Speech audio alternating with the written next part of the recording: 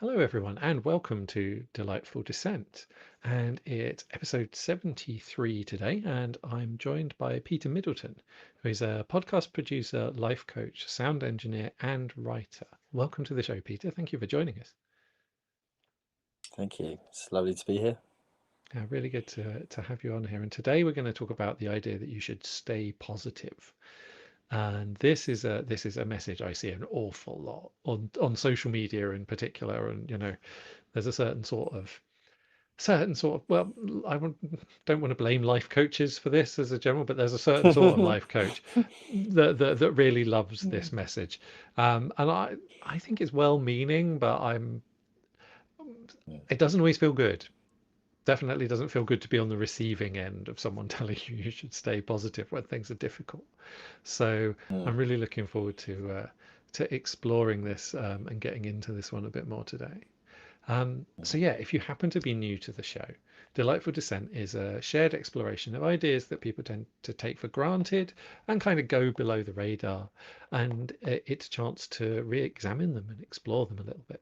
And it's an idea that came up through my work talking to people taking different, interesting, and pioneering approaches to complex problems. And Peter is absolutely one of these people.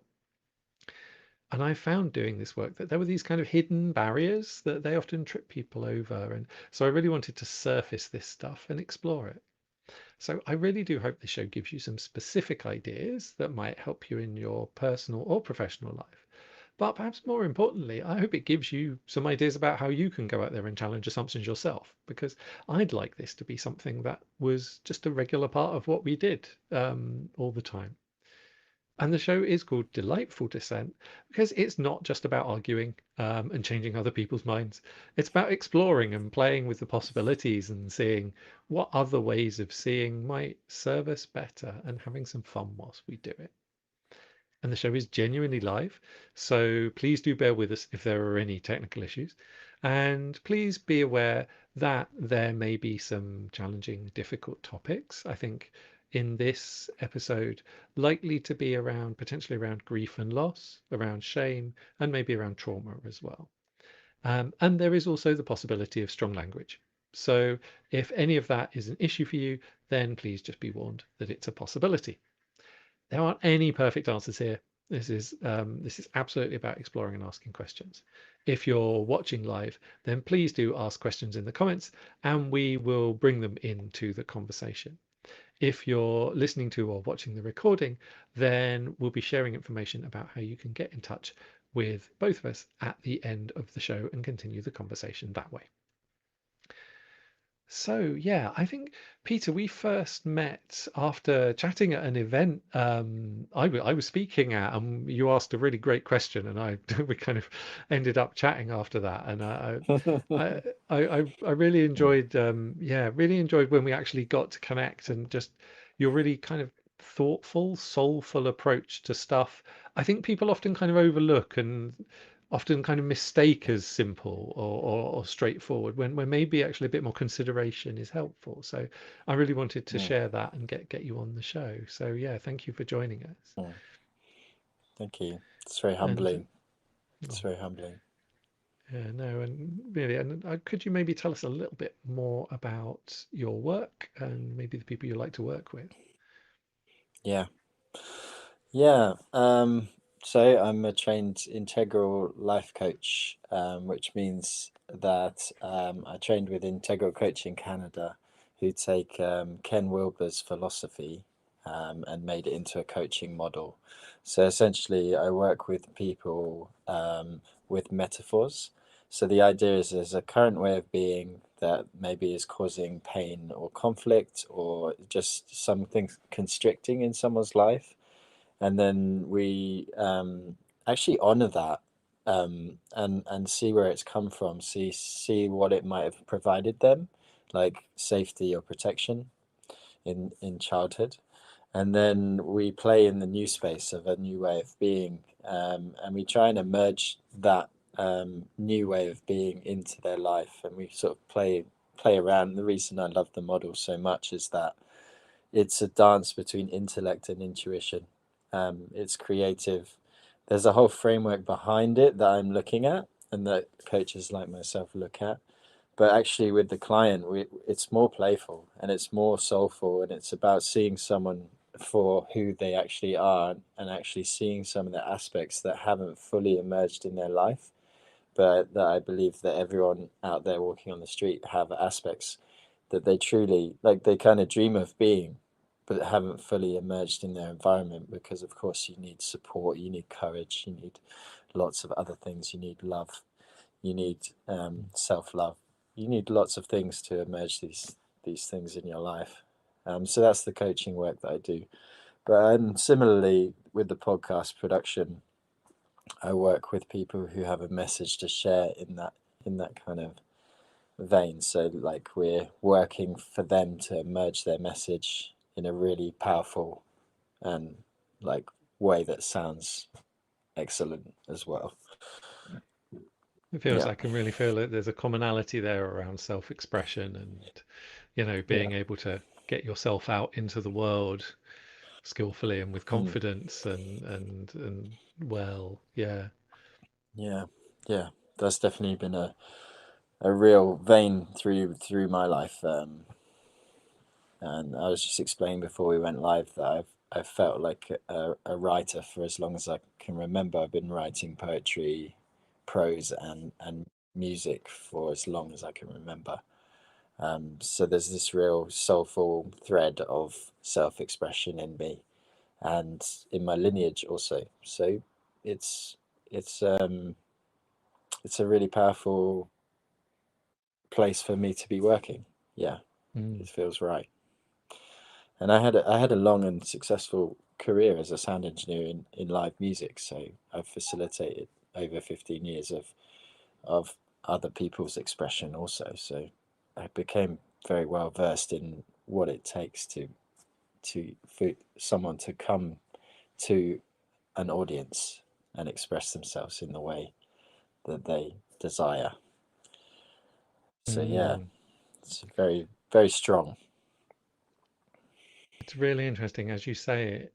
Now, I think it's one of those roles that you tend to notice in its absence. Like when Hmm. you tend to notice when someone isn't good at it as a performer, as someone who goes on stage. You That's notice right. when it isn't present, Yes. um, Yes, that's true. um, And that's because definitely something that you never want to happen. Ever. there's a kind of You know that. transparency to the skill of that you let people do their thing and shine in their way, um, and then it's not Yeah. really noticed, and it's only noticed Mm. when it goes wrong. Yeah. It's funny. We used to joke as live sound engineers that if we did everything right and everything went really well, then we're not noticed. Like no one really knows what our job is if unless you're kind of in the industry. Or the musician goes, and thank you to the sound engineer, and everyone turns around and goes, "Oh, there's a guy back there." There's the sound engineer. Yeah. Yeah, so it's kind of a funny kind of magical place to be. Like no one really sort of knows you're there, but you're doing your job and it's seamless, and that's where you want to be. You don't want to take the limelight away from someone who's expressing themselves. Mm, mm. Yeah. No, that's really interesting.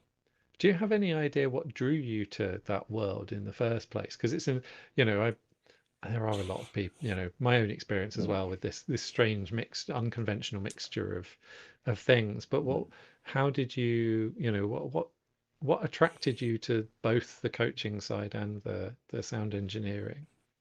mm.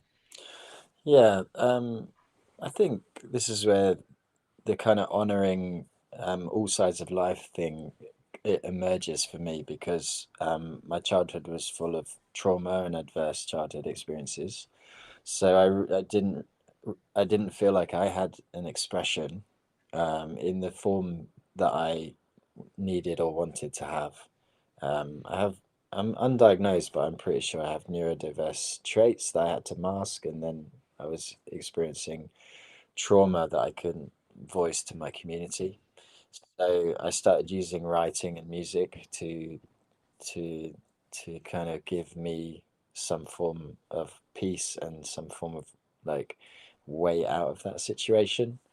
And then as I grew and I've healed a lot, I've taken a lot of therapy and I've done a lot of exploration, and even the work in live music was helping me. Um, it's just kind of deepened, and actually, my belief is that, in a similar aspect to Vedic culture in terms of having a dharma, you have the kind of way that your soul kind of wants to express itself in this life, and the kind of your circumstances of your childhood kind of strangely, weirdly kind of match up to that dharma. And then, so in my home when I was a child, like I did a lot of coaching. Like I was a sympathetic ear in a lot of circumstances, not all, but a lot. So it really gave me a navigation of emotional process, and and also a lot of trauma, like a trauma process as well. um, so yeah, I needed to hone those skills, and I'm still directing them into the right containers, which is Mm. really important. um, but that's my journey as a person, as a soul. um, that's how I would answer that question. Yeah, that's really lovely. I think the way you talk about the Dharma overlaps with something I usually describe as capital W work, the Hmm. work, Hmm. the thing that we Yeah, are, the work. Yes, right. yeah, the thing that And we are it's kind of it's here, curious, not, isn't it? yeah,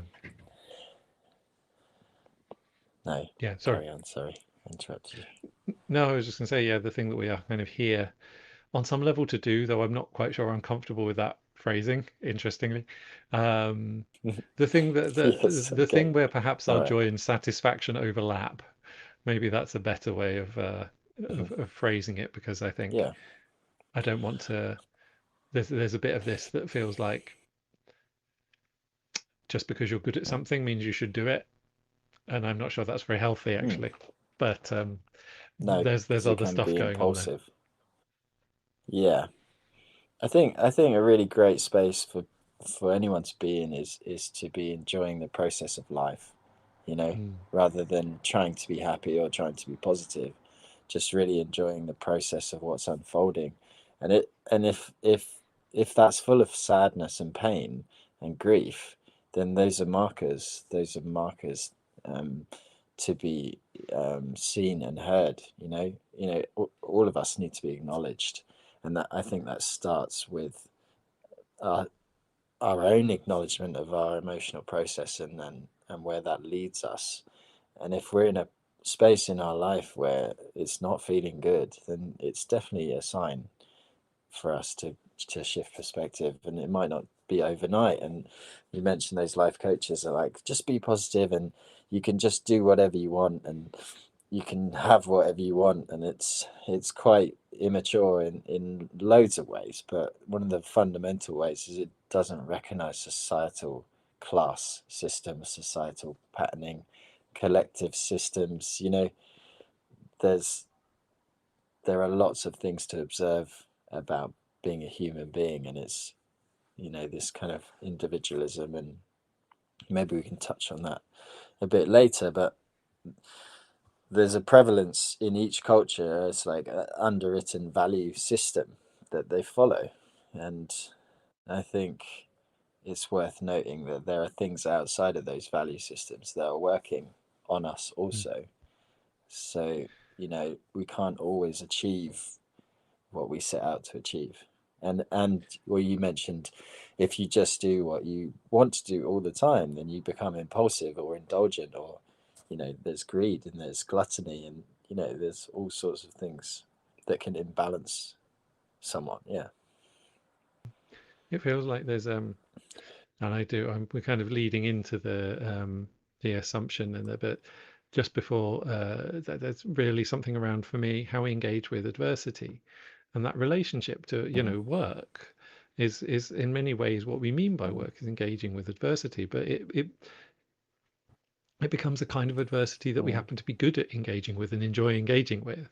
I think this idea of Hmm. being, having no challenges, no difficulties, is actually something that Hmm. people kind of we think we want very often, but a lot of the research suggests that people really struggle if they end up in a situation with no boundary, no adversity. It's just it's actually quite Yeah. hard to really enjoy. We need some challenge. We need something there. And I feel like if we get Mm, too wrapped up in positivity and just being positive, we never get a chance to engage with the adversity that might be really mm, fruitful, might be really meaningful. It might not be that happy, mm, but it might be joyful, if you see what I mean. mhm, mhm. Yeah, and we touched on that, and I've been talking a lot to people in my life about change and transition and like how we grow. And you mentioned, yeah, adversity. It's really essential, and one of the shifts that you have to make when you're changing anything in your life is your identity, and how you relate to things in your life needs to shift and change and transition. And the better you are at sitting with uncertainty, ambiguity, adversity, like we were saying before in our preliminary chat, is like the more chance you have of success. Mm. And the other thing that comes to mind is I was doing an event last year for the Brighton Festival, and we were talking to the woman that designed Siri. She designed the voice for Siri. And it was a really inspiring chat, really amazing talk. And I was the sound engineer, so of course I was at the back, being unseen and everything. They were asking questions, and at the end of the event, basically the whole event was her saying, I designed this thing because people just want to be happy, and that's why, that's the kind of lens that Siri sees the world through. And at the time, I was reading a book called Ordinary People as Monks and Mystics, which explores the idea of the fact that people actually seek to transcend their current circumstances all the time. And we have these kind of cultural lenses, like midlife crisis, but even just one day, this guy just quits his job and goes and lives somewhere else, or like goes traveling, or goes and buys a farm, or this woman just says, I can't do this marriage anymore. I'm out, you know. I need to have something else. I need freedom. I need expression. I need something else, whatever they need. Um, so I said to the woman at the event, I said, I don't actually agree with what you're saying. I think people seek transcendence rather than happiness, because I think that we need to be in process for something. We need to be in a direction of travel that will take us to a vision of something we want. And sometimes that's unconscious, or sometimes it's conscious. Um, but yeah, happiness is a kind of nice byproduct of that situation, I feel. Yeah, it's a marker rather than a thing to seek itself, perhaps. Have you Yeah. got before we get too much into this, I do really often happens is I'd like to get into it rather quicker than yeah before we get. But have you got a quote you'd like to share to help us get into it or to Yeah. add some perspective? Thank you. Yeah, there's a few, like, um, some of my heroes. Um, but I've gone for an Albert Einstein quote because I find him consistently inspiring. Um, and the quote is: "A human being is a part of the whole called by us universe, a part limited in time and space. He experiences himself, his thoughts and feeling as something separated from the rest, kind of optical delusion of his consciousness. This delusion is a kind of prison for us, restricting us to our personal desires and to affection for a few persons nearest to us. Our task must be to free ourselves from this prison by widening our circle of compassion to embrace all living creatures and the whole of nature in its beauty." Wow. Yeah. So how do you feel that? How does that? What made you want to read that particular quote? How does that relate for you today? I think for me, I'm quite a depth orientated person. I'm quite soulful in my essence, really. And I've often found like modern Western society quite limiting in that space. And I've often sought out an expansion of perspective on the things that, just on the very basic level intellectually, like I want to expand my awareness of something, um, work out how it works. But as I grow as a human being, I'm always curious to the next phase. Like if something's causing me pain, um, if it's practically, relationally, or um, something's not working in my life, I'm always sort of seeking out an expansion of a perspective to allow me to like kind of be with be with it so that it will fit into place. Do you know what I mean? Mm. I'm a seeker, really. Like someone called me a um what was it? It was a good one, like a psychonaut or something like that. You Yeah. know? Yeah. Yeah. Um, yeah. I'm always exploring. I think if I was born in the 18th century, I'd be. I mean, one of my ancestors did actually sail on a coal ship around the world. Um, Wow. yeah. So there's traveling lineage for me. Like there's an exploration, and I think I've done a lot of traveling in my life, but I also have strange. Like there was a moment kind of 6 years ago where I came back home to the UK and I settled in the place where I was born, and I decided to do a bit more of an inner exploration rather than traveling the world for a job and pleasure. Um, so that started me on a bit of an inner journey around what you mentioned, like the work.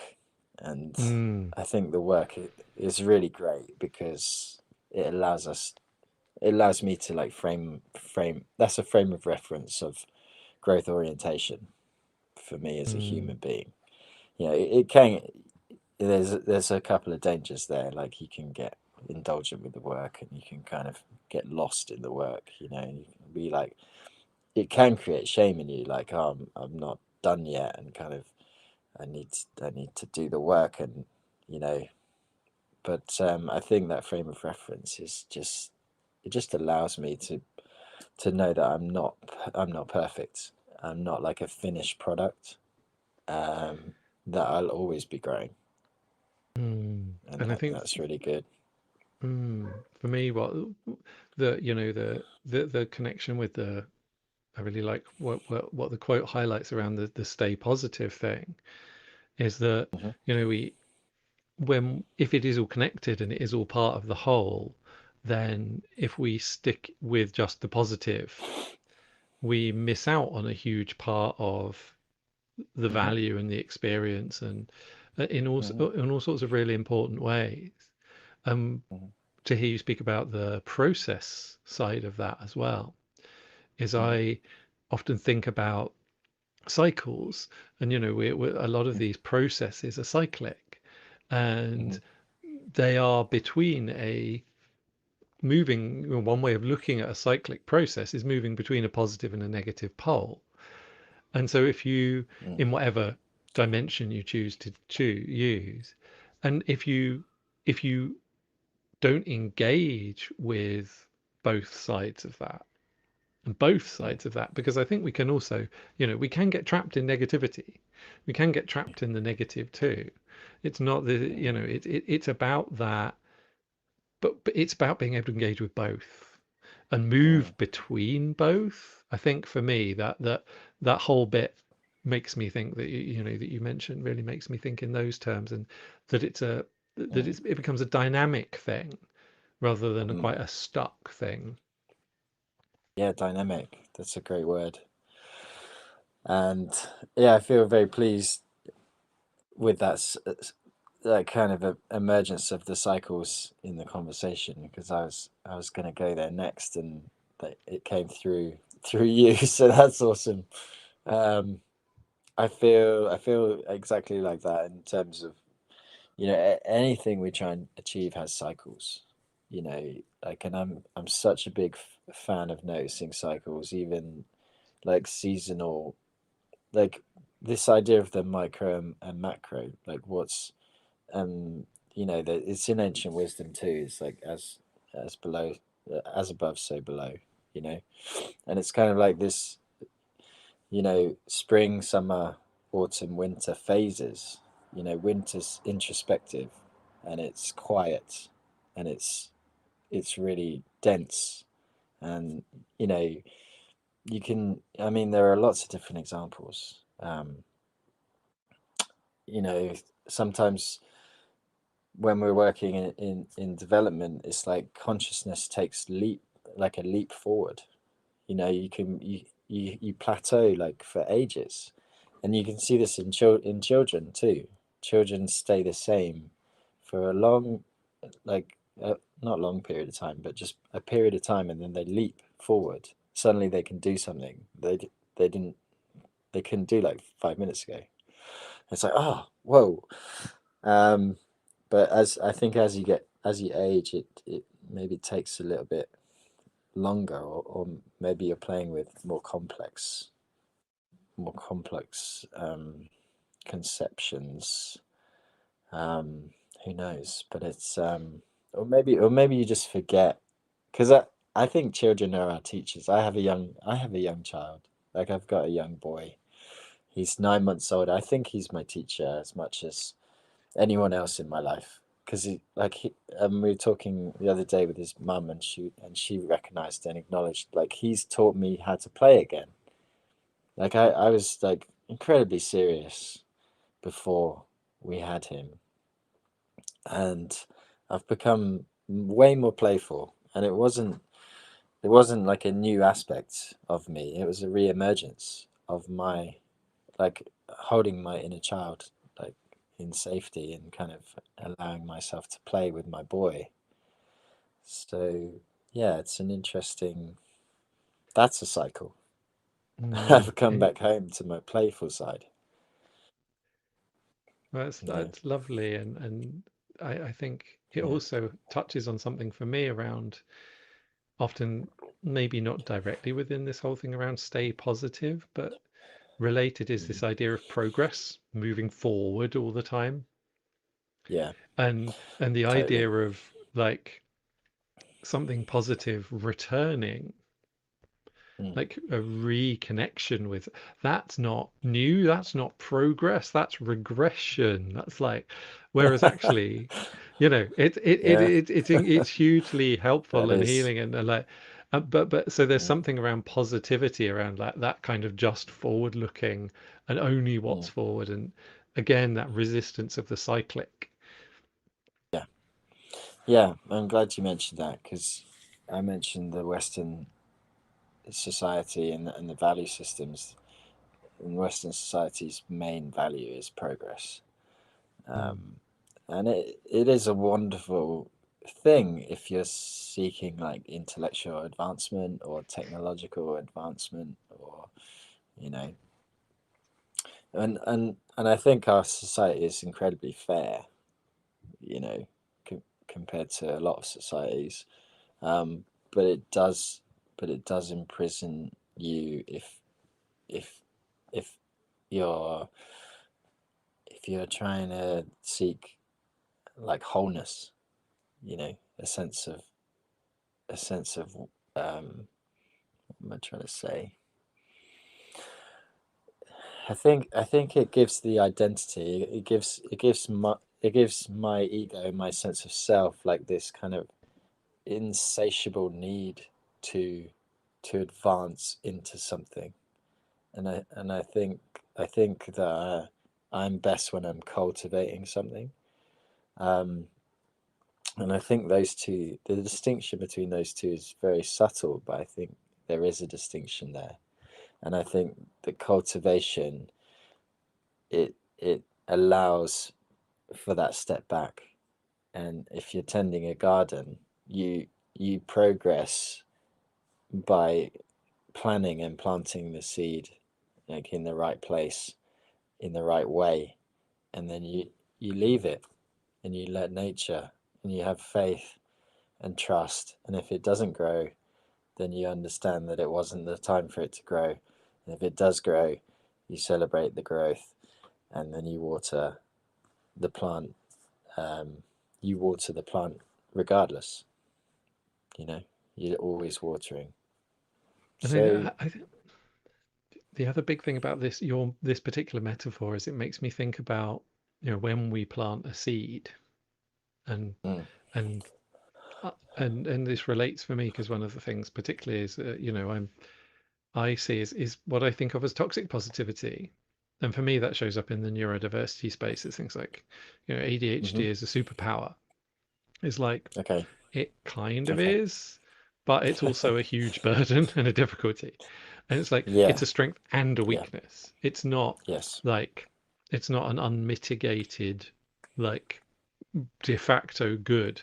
Otherwise, there wouldn't be the mm, consequences there are of having it. yeah, Um, absolutely.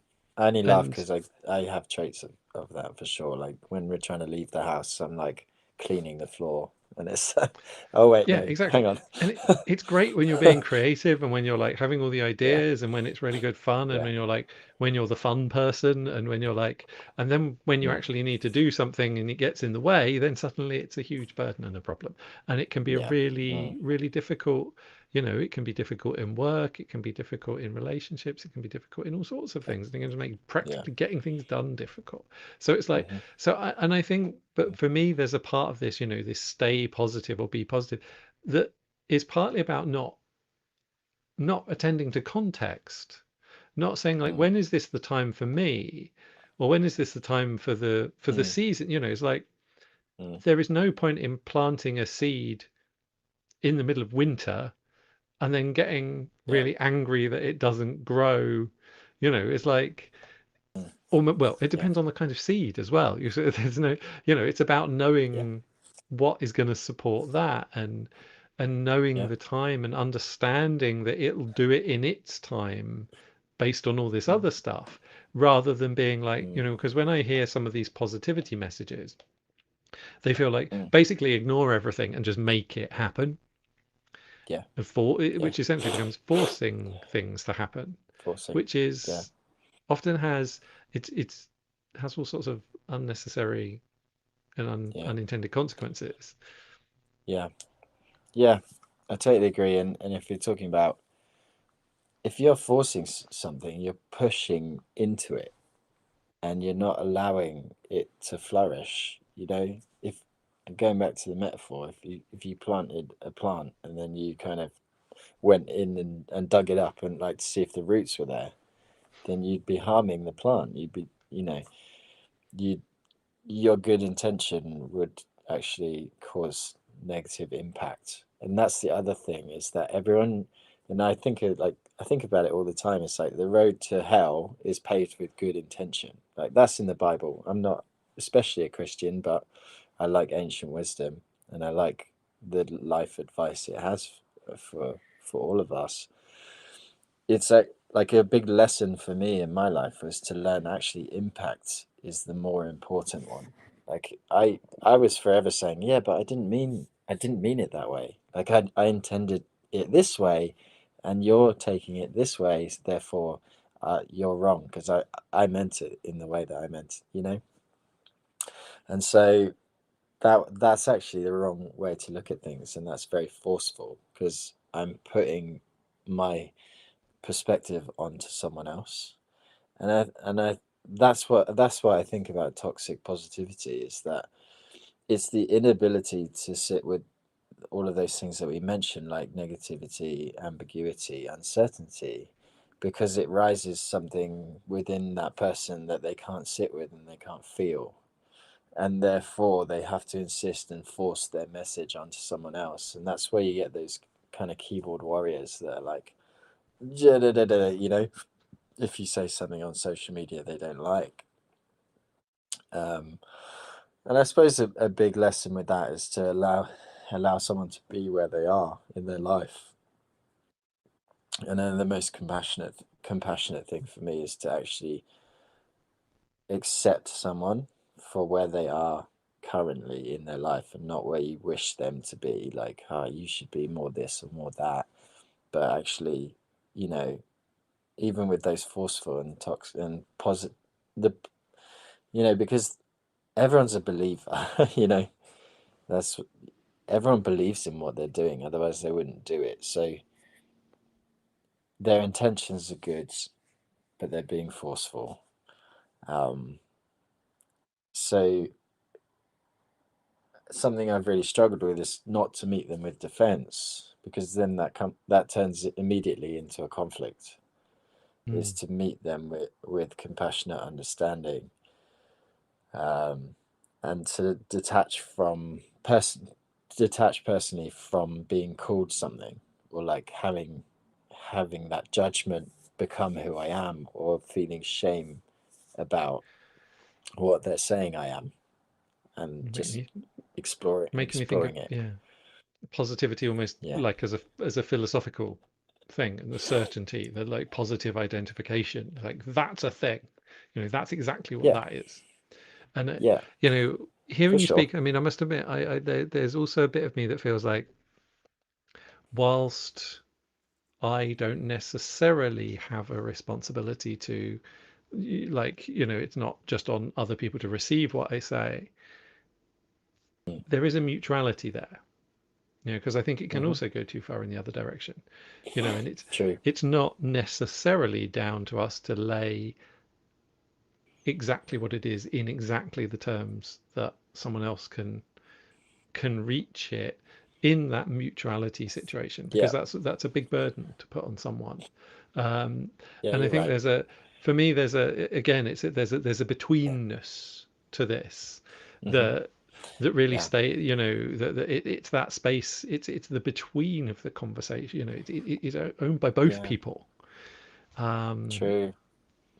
Actually, that brings through something I was talking to my friend about the other day, which is, um, I'm firmer now with my boundaries than ever before, and I will state my opinion without trying to harm someone, but also um, without worrying about how it's going to land for them, because that's a very people pleasing kind of, like, I will be clear and direct with how I feel about something, and I believe that to be kind, but it's not always received that way. But if it is received unkindly, then I won't attach to their judgment of it, because it's not my judgment of it. So it's very mm. important. It's very important to remain who I, in my space, um, and it, so that I then have an understanding of someone else's space, because I have and a I reference. I think it's perfectly worthy, potentially really helpful thing to want to seek to become skillful in this stuff. I think it is really Yeah. important. I think it's also just not to put all of the weight, there's a skill in speaking and a skill in listening, and Mm. and actually the two again are mutually reinforcing very often. Mm-hmm. And I think Mm.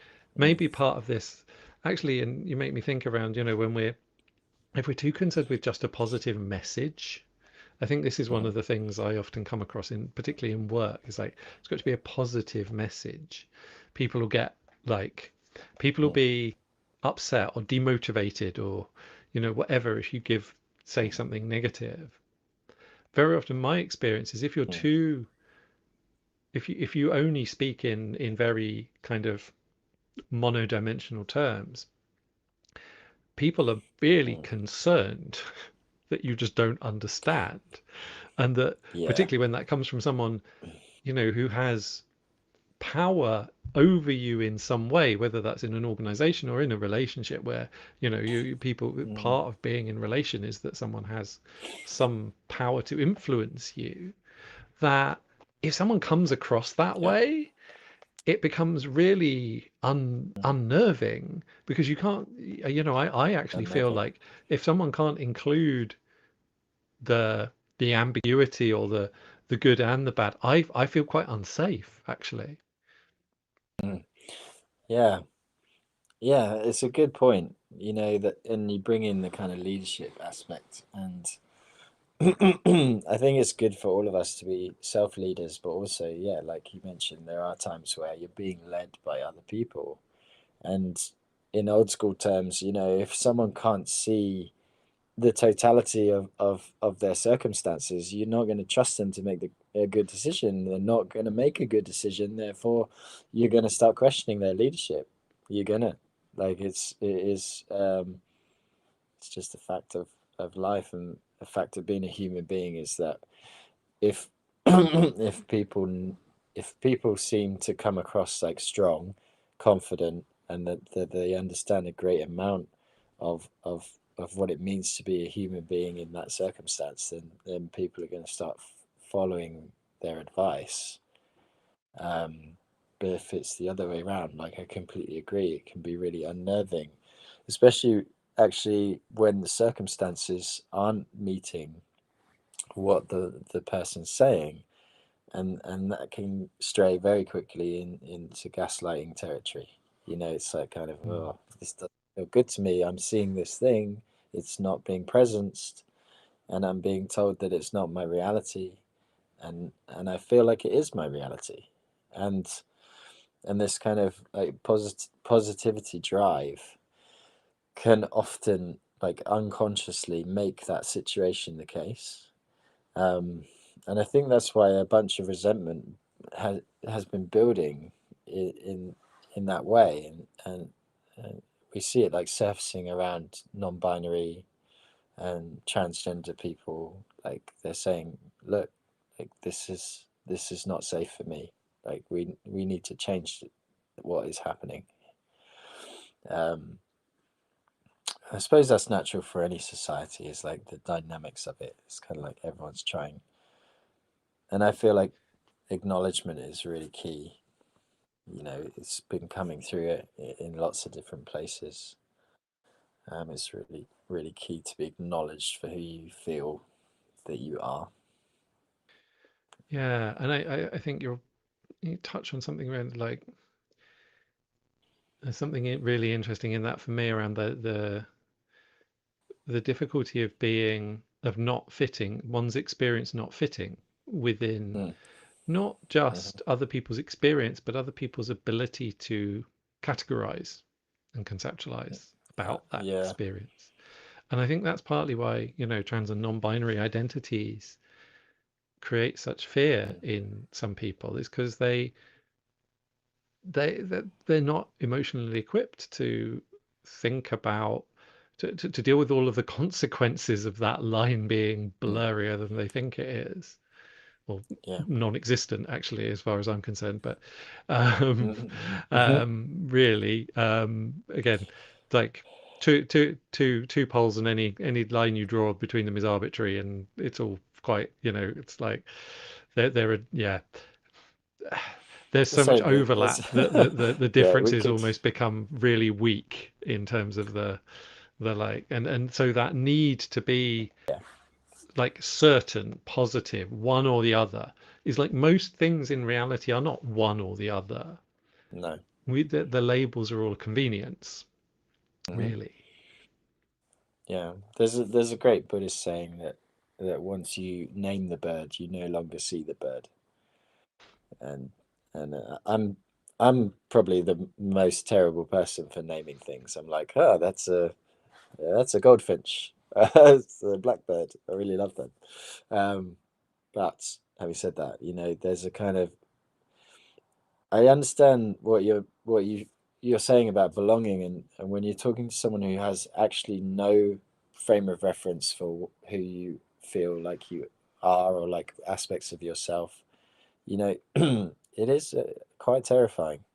That, and there's debate to be had there, whether you push someone into a space that they can't conceive. It's like, that's going to be like terror for both sides, isn't it? Um, Yeah, and my sense would be you no you can invite people, yeah, you but should they can't never coerce never. or push Yes. into No. a transform Totally. any transformative No. potentially transformative Yeah. experience. I think that's Absolutely. I think that's a core. And again, I guess it relates to, there's a one side of toxic positivity is Mm. the belief in universal panaceas and good. It's like, this is good for you. Hmm. Yeah. Really? Yes. Is it? Or is this years of trauma I'm going to have to unpick in therapy? It's like, it's, because I've It's definitely been told things were good for me, and then it's been the other. yeah. And Yes. Yeah. that's, Yeah. this idea of like positivity about whether something's good Mm. actually breaks down our ability to evaluate it for ourselves and for others. And I think Mm. that's actually a really important thing I hadn't really thought of in this. So, Yeah. letting go of that idea that it Yeah. has to be all positive. If we can be more evaluative, we can say this Yeah. does this and doesn't do that, or we can be much Yeah. more good at fitting it to context, saying this is useful now versus this is Mm. always the right thing to do. Yeah. That's a great point. That's a really good point. And what we talk about often with our child is like the most important thing for a child is to have reflection, you know? It's like if they're anxious, you go, oh, it's like you like mirroring their Hmm. face so that they can understand like how they feel. Because right at the start they don't understand how they feel. Obviously the basics like nurture, security, love, of course, but then reflection is like it allows a child to understand who they are, and then but we carry that forward into our adult lives. Like adults that didn't receive a lot of reflection in childhood, super rigid. And I've been that adult, and I somehow grew through that, and sometimes it still reemerges. But yeah, it's really important to have that. And then what you're talking about in terms of context, it's like yes, like drawing things down and like being flexible and agile with your response to your environment. Um, that's incredible, and ultimately makes you a great member of society.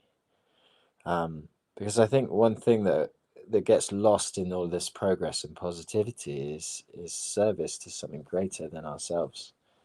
Um, you know, most of those messages of progress and positivity are taken into the individualist realm, so that you're serving yourself and you're serving your own needs, and you become kind of blinkered to serving something greater than yourself. And I think we've seen how communities have disintegrated over the last 30, 40 years. Like less people are communing in spaces and just accepting each other like as they are. Like you used to go to the pub and there always be people acting out and be like, yeah, that's just him, like, or her, like they get like that when they're, you know.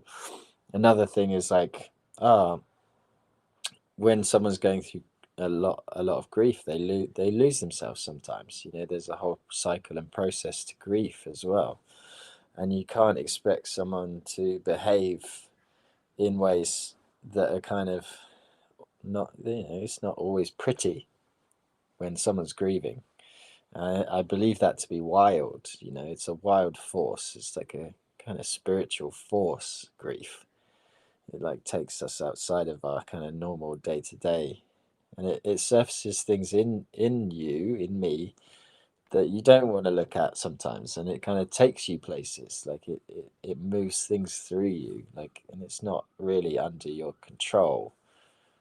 Um, so all that to say, it's kind of like, you know, it's for me, it's about being flexible, and it's not, and knowing that I'm not really in control of much except for my response to Mm. to the world. And I think it really touch on something that's the core of this stay positive is the almost like being so afraid of anything that would take you away from that, of any experience or Mm, anything. You can't take risks, if you become yeah, too I think stuck fundamentally. on the positive. Mm, hmm Yeah, totally. And I think fundamentally it creates a taboo, you know. It's all based around this good, bad, heroes, like, yeah, it's good. It's good to have some sort of idea of what's good and not harmful. But if you're so scared of being bad or wrong, then you'll become rigid. And if your identity is rigid, then you won't be able to respond to life in the ways that you need to when the context is different. And I think this is what we're seeing with kind of anxiety and depression epidemics, is like we're not being taught the skills that we need to navigate complex situations, that aren't just like nice holidays at the beach and sipping cocktails by the pool, or having like having a roast dinner with your family that's beautiful and lovely, but sometimes you sit around the table and there's so much angst and grief, and it needs to be surfaced in the right way. And I'm not saying that's easy or necessary, like a thing that you should do unsupported, um, but it you're damn sure that if you don't presence it or surface it, it will get worse, you know. And then Mm. you have blow up arguments, or people might stop speaking to each other, which is really horrible. It's terribly sad. Yeah. Yeah, I think that's as a as a as a thing, to engage with this, and I'd like to kind of bring us, see if we can wrap things up towards something more Hmm. practical. It's slightly, I'm not Hmm. like in terms of how people could Yeah. maybe experiment with not Yeah. always having to stay positive. And actually, as I speak, Hmm. if I can share a really simple one that I came across Hmm. recently was what happens when people ask you, how are you? Yeah. Yeah. And to, and so often, we have this reflex, oh, okay, the worst is like mustn't grumble, I was like, all right, yeah. And it's a very British thing to say that, you could be, you know, Yeah. like, Or you reply like with a question. leg blown off, kind of like in the midst of, Yeah. and you'd be like, yeah, yeah, oh, I'm all right. Um, Yeah. Yeah. It's um, ridiculous. and Yeah. Or you say, and if someone asks you, "How are you?" and you're like, "Hey, how are you?" It's like, what? You've oh like yeah, or just you reply deflect. with That's a the other question. technique. Yeah. Yeah, Yeah. yeah. Yeah. Yeah. And so I think actually, as a place to play with this, can we Yeah. bring in a little bit of truth? We don't have to be like, it's not, don't like unload all of the difficulties of your world onto someone, because that is the other Yeah. side. That's But oversharing. Yeah. give people like, oh yeah, well, this is good, this is not good, kind of Yeah. give people a bit Mm. more of a sense of, and it also helps people orient Mm. to how you're showing up, I think, because it's Yeah. like, for me, I'm very sensitive to how people are feeling, but it's very hard for me to work out why they're feeling that way sometimes. And Okay. so if someone's like is carrying something with them, and I don't know, I don't have any warning about that, I might Mm. well assume that it was me Hmm. Hmm. that was making them feel I, bad. I think that's quite common. Yeah. As well. Yeah. Yeah. So I think that being able to be more, yeah, just a bit of a balance thing, a bit of both, Mm. like how is it not Mm. all of the bad stuff and none of the good, but just Yeah. a little bit as a way to Yeah. play with that. That would be I think that would be an interesting That'd be good. thing that people can do to try it out. Yeah. What I generally do is, as well, is if someone says, "How are you?" and I'm not feeling good, I would say something like, "Oh, things have been a little tough recently, or things have been quite hard recently. Um, but I'm okay. Like I feel well within myself." It gives them it opens the door, if they're curious, if they have the space to then explore that and the time, which is really important. or And the energy, I suppose. the Yeah, you inclination know, too, because not everyone is your close people, and not everyone is trustable or wants to trust you, like etc. and not everyone It's has the really energy to show up and do that right yeah, now necessarily, even if they might want to. They might not have the yes, exactly, resources emotionally to engage with that exactly, right now. right. So there you go. So you give them a doorway, and they can step through if they want to. If they don't, it's great. It's fine. You do the usual. You go back to the usual, because that's what we've been doing for generations here in this country, is doing all of those things. We've been deflecting. And partially that's really awesome about us. We can go through great hardship and have a cup of tea, and it will be great. We moan about the weather and get on with it, and that's great. Yeah. But my invitation to everyone would be to start to presence their own emotional process within them, so that actually you can start to identify, how does it feel when I'm feeling sadness? Like, where am I feeling that? How does it, like, what's the texture of it even in my body? You might be able to do that unsupported. You might seek support for that, but it's all a journey of awareness. What does anger feel like for me? Where do I feel it? Is it transitory? Does it move in me? Does it stay the same? Like, is it like a hard pit in my stomach, or is it like a burning flame in my belly? Or getting creative, kind of metaphorical about it, so that you can make meaning of it, and when it shows up in your life, you can be like, I'm noticing I'm feeling anger, and then you don't necessarily have to respond in that way.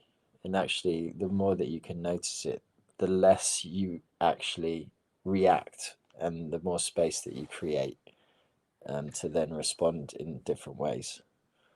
And I think the more curious you can get about it, you can be like, okay, am I angry Yeah, because this situation is making me angry, or is it reminding me of something that I was angry about before that I yeah, haven't fully processed, or am I right. angry about something else Probably that's that one. general that, you know, like, Yeah, and they're both true, and so it means that I yeah, love that. So and I think, I often I think of, experience as being much more like individual emotions or experiences are much more are like a mm, single note, whereas actual mm, experience is much more like a chord. mm, It's a range of different notes, mm, and mm, and mm, actually how they interact with each other, being able to tease apart those, mm, like the aspects of that, requires being able to step back and be a bit curious and not mm, be overwhelmed with it. So yeah, mm. absolutely. Yeah. Yeah, and that's great. It touches on the sound engineering and physics, acoustics. It's Yep. very, very core to how we experience life, um, and it can be very healing. Mm. And yeah, that one thing about being a sound engineer is that I started to become aware of polarity in music, like phases, and Mm. how acoustically, like a space, like music fills a space, and then it makes a pattern of the space. Like, you get Mm. nodes and antinodes of the waveforms of music. Mm. So it's kind of like it forms over the first couple of songs, and then it's there as a pattern in the room. So it becomes, not many people know that's happening, and it's a really fascinating thing. It's interesting also, just as a metaphor around, that the fear around being, I think, around making things that are less attractive or less Mm, pleasurable to mm, people if they don't just stick in the positive, is mm-hmm, one of the really interesting things about sensory perception, is actually a bit of what we don't like in things makes them the most attractive. Is like a completely clean sound with oh yeah, nothing discordant, no kind of edge to, is uninteresting, mm, unengaging, sometimes actually quite piercing, depending on its like, mm-hmm, yeah, they're not like, we like, and particularly in modern music where where we're deliberately bringing in distortion and bringing in all of these different mm, aspects. mm, It's like we like a bit of the negative in inverted commas. We mm, That's actually makes the whole thing more satisfying and more engaging and more pleasurable.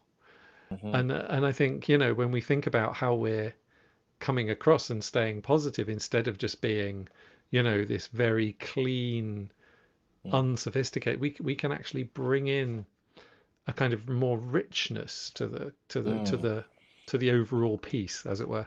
If Yeah, I'm not stretching that richness. metaphor to. No, of course, that's good. Richness is a great word for me. To have richness about you is a great thing. It's not just located in the money realm, the material realm. You can have wealth of soul, you can have richness of spirit and soul. It's like this is what I'm seeking in my life is to be a rich human being. And I think to hold all of the negative as acceptable and to understand myself and to know myself as that allows me to stretch into the positive realm like further and further. Like it opens my heart, like if I'm denying myself and cutting myself off and being a tyrant for myself and shaming myself for all of these different aspects, then I'm closing my heart down and I'm building the walls up and I'm putting myself in a prison so that when it comes to something really joyful, I'm not present because I have the walls. And then I first need to break through all of those walls to get to the joy, and Mm, it's not always possible. So I think that'd be a great place to kind of, it's a kind of summation of everything we've talked about, is the more that you can witness, the greater your experience of life, you know. And one of the root, I think the root word of healing is to become whole. It's this whole aspect of becoming more wholesome and more wholehearted. Um, so that's also, this aspect of healing in the modern world is like, oh, I'm broken, I need to fix myself. Like, how can I get there? Who can I pay? Like, I do all these courses and I'm still feeling bad. Like, why? And it's like, well, um, do you like, it's just fundamentally quite simple, but it's really, really, really difficult to know yourself because there are aspects of myself that are really hard. You know, they're really, really difficult to be with. If I've harmed someone that I love, with my I don't know, impatience or neglect, or if I've had anger that's been forceful or violent in word, and I don't want to see any of those things. I don't want to accept those things within myself, and therefore I'll tell someone else, you're wrong because I'm not like that. But actually, the impact of my communication has landed that way.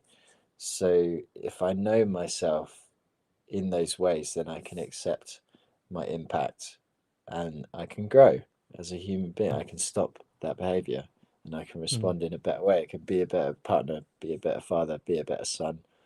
mm, You know, I think that's a really, really key, like, and mm. beautiful, That, beautiful thing. by engaging with that, you can be more of who you want to be. Right. Yeah, yeah. No, I Yes, really like that. Um, so if people want to get in touch with you, we've got your website and LinkedIn in the show notes. Um, and yeah, amongst other things, and there is also, you host a podcast, which I was a guest on relatively recently. Well, we recorded. that's right. So do you want to say Yeah, anything about the podcast? yeah. Started the podcast about 2 or 3 years ago. I'm not sure, just during COVID, I think. Because it's called Light Conversations on Trauma, and I wanted to humanize difficult conversations. Because again, around all of the things that we've been conversing about, I just found there was a ton of like silence and awkwardness and shame and blocked attempts at talking about difficulty. But the one the one guarantee is that all of us have experienced difficulty in our lives, and so I created a podcast where courageous people come on, and talk about their own difficulty. But I frame each section. We have different sections. I frame it around love, shame, um, change, grief, and depth, and all of these kind of really fundamental aspects of humanity. So I think it's a real opportunity to kind of get some of that reflection, I suppose, and kind of just listen to someone talking about their life experience, their process. And I've found that it kind of lands with a lot of people, it's fundamental. There's something very healing about just understanding that other people are going through the same stuff we are, So, yeah, absolutely. which is It's another a reason why staying positive shame doesn't always breaker. help. No, You know, is yeah, there's a gift of sharing, in the right way. We find this absolutely. difficult. We find this Yeah, hard. That's a yeah, hugely comforting thing, actually. And you're right, it breaks down a huge amount of the shame, particularly. yeah, yes, indeed. So thank Yeah, you. so mm, And do you have, I think yeah, you have some events coming up as well, or an event coming up. that's right. So another part of the coaching that I do is men's work coaching. We work with men to explore their nature, to sort of commune with wider nature. So we do a lot of camping, like circles, and it's like a chance for men to be with other men, so that we develop those kind of social skills that are a bit lacking. Not as a judgment, but it's like we've just lost them from our society, and then we help. I'm doing the work as well as facilitating it. Is that we help men to surface their feelings and to process them, because what has been in a lot of traditions in the past is men being with men in a container, to process their emotions and their desires, so that's the kind of work that we do. We've got I'm doing an event in August. I think it's on the last bank holiday. It's with my friend Chris Geisler. I think it's called Men of Earth, and it will be in the Barkham, Sussex area. That's So a if you want to beautiful check, place. It's a really yeah, lovely part of the world. it's going to be it's going to be lovely. It's in a forest. I think they hold the Nightingale Festival there as well, which is super beautiful. So it's going to be a really beautiful event. So yeah, that's my next men's work event. Lovely. And so if people want to find out more about that, can they visit where is that on the website, or is that the best way, or Um, the best should way they would be, drop you a message on LinkedIn or yes, drop me a message on LinkedIn. Fab? Yeah, Okay, thanks. great. Yeah, well, thank you so much. Really, really interesting kind of, I think it's an important conversation to have this one. Hmm. I hope it was, yeah, hope you enjoyed it. And yeah, how did you, hope it was a good conversation for you too, because I thought it was really important. So thank you for sharing all that you did too. Hmm. Thanks. I really enjoy any conversation like this. And so thanks for facilitating it and holding it and having me. I like to speak in these ways because I believe it to be, yeah, just wholesome, just a wholesome experience. And if anyone, yeah, if anyone wants to sort of talk through anything, you know, I just believe in breaking apart shame, because Hmm. it's just a really important thing to to do in your life. Um, Hmm. so yeah, I believe in it, in acceptance. So yeah, thanks. I really enjoyed this conversation. Absolutely, yeah. Thank you so much, and I hope it really hope you enjoyed it and it got you thinking in the audience too. And yeah, if it did, please do reach out and ask and get in touch. And it is your support that makes this possible. So if if this did get you thinking, you liked it, please share it with someone, rate it, review it, whatever. That really helps kind of get the message out there. You can find past episodes and any scheduled upcoming episodes both on YouTube and LinkedIn. And you can also find the podcast recording by searching for Delightful Descent on your favorite podcast platform. And if it isn't on your favorite podcast platform, please let me know. Um, yeah, and find the show there. We're still a little bit behind with the podcast version, but we're catching up now, so that's nice. The next recording is going to be, I'm going to be talking to Lauren Hughes, who is the founder of the Affinity Community for Purpose-Led Female Business Owners. And we're going to be talking about the assumption it's a sign, which feels interestingly related to this one. It does, Um, yeah. it's not deliberate, it's not conscious, but it often seems to happen. Yeah. And I've really often felt quite envious of people who could go straight to this like a single thing and certainty. Actually, I know it's like, I know we talk about it a lot on the show and how useful it is not to do that, but I do still feel kind of envious. So, people whose whole world fits into neat little boxes, because I'm really not one of those people. And Mm, and mm, being so me aware of neither. meanings and the way things are described and all of the different meanings. So yeah, I'm really looking forward to getting into this one as well as a kind of continuance of the conversation in a way. And Mm. that's going to be at 3:30 p.m. UK time on Wednesday, the 14th of June. So yeah, I very much hope to see you all then. In the meantime, please do go out there and make some delightful dissent of your own. Thanks and goodbye.